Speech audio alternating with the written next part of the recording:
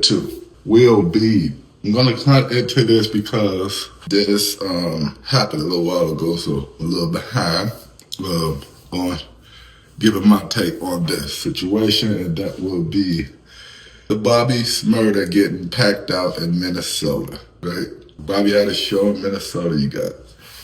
Came out and he performed. They've been promoting for a while. I was seeing it on social media and everything. He came out. The more I look into the story, it started to give me some clarity on why what happened to him, right? So when I watched the video, like everybody else did, you see Bobby getting killed, you know. But also, you also see Bobby throw the first punch. You see Bobby put hands on somebody. Now we know that it was a security guard at the club that he was performing at. Which I think is the Gold Room, right? Shout out to the Gold Room. But Bobby sounds like he got on some diva-ish, right? I seen my man Southside Chief, and shout out to Southside Chief, live on Lake Street. You guys tune into that podcast as well. Very dope. But Southside Chief came on to Academics show, and they went over what happened that night. And you kind of get a little bit more clarity to what happened. In the midst of that show, I think Academics even called Bobby, and Bobby doing Bobby, right? But anyway, Chief said, Bobby signed a contract, he made a deal, he made an agreement to, come out and perform for $5,000. I also put people probably thinking like, oh man, that's that's kind of lowball for Bobby. Well, why though? What hit songs do Bobby actually got out right now? Oh, my man. Other than the song that he already had, right? It's Bobby B and Hot. Dang, I got to look at that. Nah, Bobby. That's my Bobby Shrmurda. But anyway, he don't have any hits out. He's really not even relevant right now. So them bringing him down here, putting some paper in his pocket, that I think kind of showed, homage to him, because who else is booking Bobby? But anyway, that's neither here nor there. So Bobby comes down. Southside Chief says they paid him $5,000. They gave him the whole thing up front. And this is the agreement. But when he got hit to the event, the venue, they said he asked for another $5,000. So he basically, switched it up. Like, hey, I ain't going out there, this and that, until I get another $5,000. So Southside Chief said, they went back and forth over, hey, this is, was the agreement we made, that wasn't the agreement. If that was what it was, then you should have said that before you signed this contract. But they still paid him the $5,000, right? Because at this point, the show got to go on. Like, they'll lose more not giving him the money to get him on it.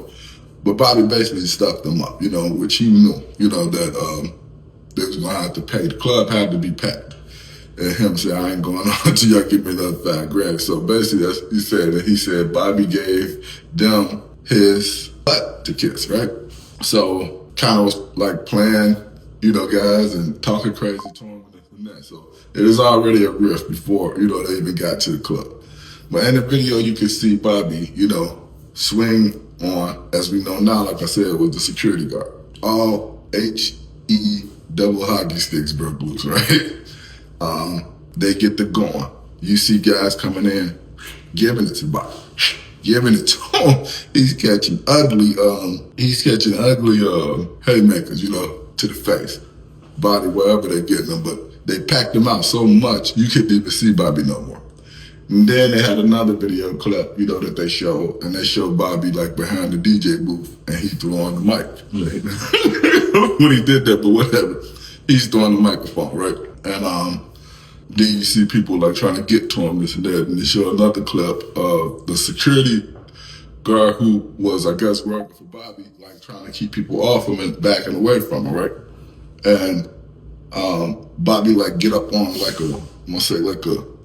a bench or something like that, and going over there behind the DJ booth, and he grabbed something. I don't know if it was a speaker or something though, but he had that like he was, wielding it as if he was gonna crack somebody if they ran up. But you see guys like creeping trying to get over there to him. You see the one guy, he's on top of the DJ booth, walking over the security guard kind of trying to like hold off other people from getting to him, not paying attention. The dude jump off the DJ booth, boom, grab Bobby, Bam, bam, bam, he going. You see another dude get over there, they going, boom. You can't even see Bobby, but you do see dude movements and their hands, but they are killing him. And they're going, for a little minute, I'm gonna say, you know, they could have done more damage than what they did if these guys are skilled enough to do it, you know, because they have enough time to really put a bunch of Maynots on top of Bobby's head, you know? I don't know if you guys know what Maynots is, but we had a saying when I was growing up. It said, Maynot, right? I put a Maynot on your head and may go away and may not, right? That's the Maynot. So he did get one Maynot. But for all of that, I thought he would have got done worse.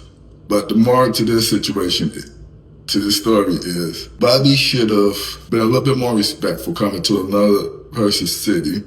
You said they wouldn't pay for your security, so you was by yourself. It was you and a couple of females, they said. So you didn't have the proper protection for yourself to even be acting that way.